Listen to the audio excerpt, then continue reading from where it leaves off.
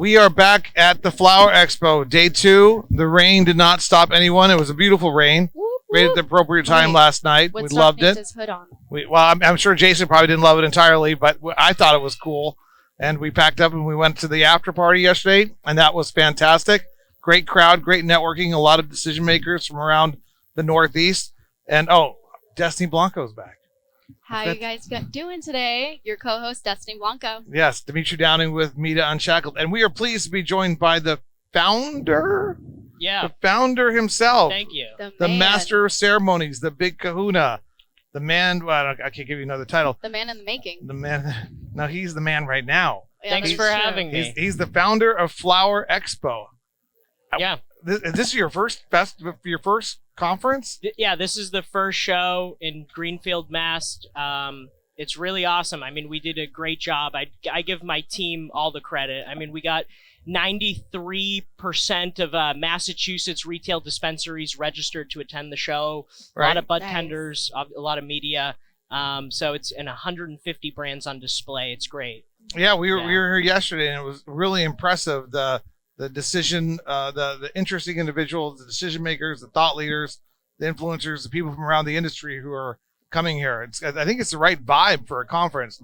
It's not too stuffy. It's not too casual. It's really good. Thank you. Yeah. No, a lot of the brands, like, you know, the feedback from the brands has been incredible. It's the first time a lot of them have been in front of this many retailers in one setting. And all of my clients are telling me they're signing 10 accounts, 15 accounts, 20 accounts just on day one. And we have a whole nother day of new attendees showing up. It's really the most focused business to business cannabis environment in the East Coast. And that's what it's about. And this model originally it's kind of like the Hall of Flowers concept. You've been around the industry for a while. How did you start? I mean, you're a young man, but tell us a little bit about how you got to here today. Yeah. I was fortunate to work under my dad and 2 other guys who started Hall of Flowers. The Eric Bello. Eric Bello, yeah.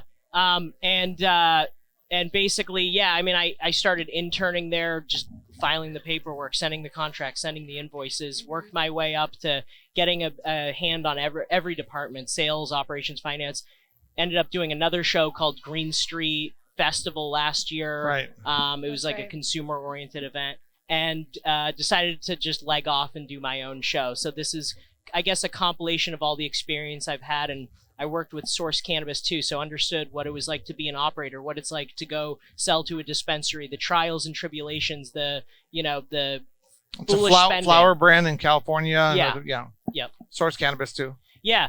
Source Cannabis is a great flower company. Are you no longer with them, or no? Okay.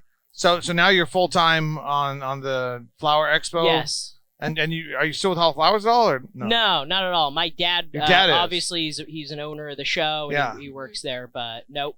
This is me. This is Joey Harold, former head of ops at Hall of Flowers. Kai Brady, great kid that does exhibitor sales with us. Joey Harold, Kai Brady. Yep. Jason Emily Bello. Todd Bello, my cousin. He talks to every retailer in the state. So, Nice. And so, are you from this area? How? My dad is. I've come here every summer for I feel as if you're from this area. Yeah, I'm comfortable here. I like the people, so I've come here my whole life though. So I love the streets. Yeah. So your dad's from Massachusetts. Not the west side though. This is kind of one of my first times coming out here, but it's beautiful. It's so beautiful. Yeah. I mean, I like going to what people refer to as remote places. Obviously, for the people who live there, it's not a remote place. Right. But for us, city slickers, going traveling to remote places, and it's got a great country store kind of hometown Demitri, kind of vibe. Do realize that this is the Emerald Triangle of Massachusetts too. This is where a lot of the OG growers and the legacy growers started. A lot of the underground industry began here. The culture, ChemDog was made here. So right. Oh, yeah. Yeah. So this has a lot of history for cannabis for the East Coast. Didn't we interview the ChemDog, one of the ChemDog people yesterday? Yeah, I think we did. Canna Provisions, I think. Yeah. Yeah, Canna Provisions. Yeah. Meg. Yeah. Meg. Yeah, Sanders, that's right. Well, that's awesome. So what's next for Flower Expo? I would say just the feedback of this show. I mean, from day one and the party last night, everything. I got to grow this show for sure. Massachusetts, just the heart of the cannabis community out here. So I got to expand this show. But as far as other states and stuff, I'm not sure yet. Yeah. Do you think the people in Massachusetts, I mean, It's kind of a broad question, but maybe you have some sort of perspective on it. Interstate commerce, Massachusetts is so close to Maine, so close to New Hampshire, so close to Connecticut, New York, lots of brands, lots of interaction. I mean, interstate commerce, when it hits, you think people are looking forward to it? Depends who you are. Obviously, patients and consumers looking forward to it. I mean, I don't think it's going to happen pre-federal legalization. Like, I know true, there's been, like, a couple things for, like, the Southwest and stuff to do with you guys, like Arizona and California and stuff, but these regional rumors. Yeah, I don't know. I think the federal government would step in if that was the case. I think one day it's just going to open up federally, and then that's like 2.0 of this industry as a whole. You know what I mean? It's a whole new beast. Oh, and even for this show, I mean, imagine like if all the dispensaries and all the brands in the Northeast could be here doing their thing. I mean, 10 years from now, Flower Expo will be something like that with all these different groups. I mean, it's just going to get wild. Well, you're right. It'll still be the companies that we see today competing and becoming the best companies in the industry for sure. So what was your favorite part so far about what, give us like the highs and lows or the stories that nobody else hears? I would say it's been an incredible time. Yesterday was like a lot of fun, and I think that was kind of the vibe and the energy here. Like everybody loved it. I had a great time. I think obviously it ended with a good amount of rain, so it was perfect timing. Some guy walked by our booth and he's like, "Hey, it's gonna rain in a bit," and he literally met in a bit. Like he gave us that 5-second head start. Oh yeah. It ended at really good timing. I feel like the show was basically over. Everybody was kind of tired from the day, so somebody's looking down for me. And ended at a good time. It was like perfect. It was right at the end of the event. Yeah. Everyone was like ready to go to the after party. Yeah, that after party was a hit. Yeah, it was awesome. It was a lot of fun. That sponsorship with PAC's team, they are a great team. PAC, Sensi Media, Hawks and Reed, Dispenza crushed it outside. Dispenza, we have a podcast with them as well. Love it.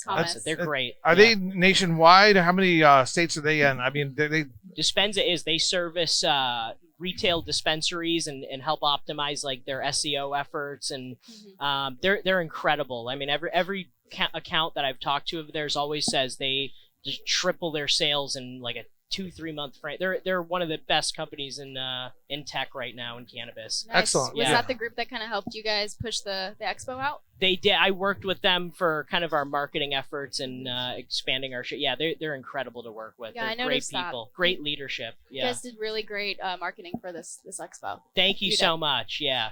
Yeah, no, we love what you're doing. I'm really looking forward. I'm 5-10 years from now, and it's going to keep changing too. It's going to keep evolving as the market keeps getting bigger, and the interstate thing is going to be a major change for all the conferences, etc. Absolutely. So it's going to be really cool. Where are you based out of? I've been living in Maine and on Lake Sebago. Yeah, well, we had a Google call and you had your own lake. Yeah. I've been living there for the last few months, but yeah, I go back and forth. I mean, from here in LA. Why Maine? I have a family cabin up there. Okay. Yeah, but I've been driving down to Boston, a lot around Massachusetts. I've been here a number of times. So excellent. We got an Airbnb, that family cabin. We got a really good, like, what is that thing? It's called the High Pocket. That's we got a farmhouse drive. It's about 20-minute drive from here. That's awesome. It's high up there, very beautiful. We're literally in the clouds. We see the fog. Yeah. That's great awesome. property. There's some beautiful homes out here. Incredible. Are you able to announce the dates for Flower Expo next year so people can start planning? Yeah, it's June 5th and 6th, 2024, right back here at this venue. You heard it here first. Yeah, we will be here, and everybody should. I'm gonna say this live on the podcast too. We really want to do like a yoga retreat kind of thing vibe awesome. at our property. Did you see the graffiti activation at the front? Oh, no, I haven't been able to leave the podcast area. Oh, the guy sitting over there doing some graffiti. See, I like what you guys are doing. Thank you. I definitely want to add Flower Expo, more elements to like hang out at. Yeah, the sign, the big sign that you guys have down there. I took a photo with it. Awesome. All the marketing materials are excellent. I can't wait to see that it all evolve. Thank you. Yeah. No, we're really excited, and you know, I went to Boston University. I know how Massachusetts loves its small towns. And that country store feel and that county fairground feel. So I think this has a great potential. So anyways, but I know you got to run around and take care of everybody today. So we got you first as the day is getting started. Anything else anybody should know about Flower Expo? How to get in touch with you? Yeah, I mean, just email me at jason@theflowerexpo.com. We're always taking exhibitors for the next show. We're ready, Excellent. So if you're looking to do business in Massachusetts or get your foot on the ground in the Northeast, or just hang out with some of the coolest people in cannabis, Flower Expo is the place to be. And save the date for next year. We'll be here, and I think there'll be tons and tons of people here, so it's going to be pretty cool. Awesome. Thank you, guys. Thanks, Jason. Yeah, Thank you so much. Appreciate you. Have a great rest of your Yeah. show. It's amazing You you're guys such a too. young man.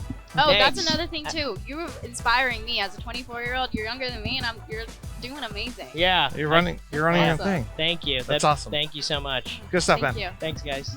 That was another episode of Mita Unshackled.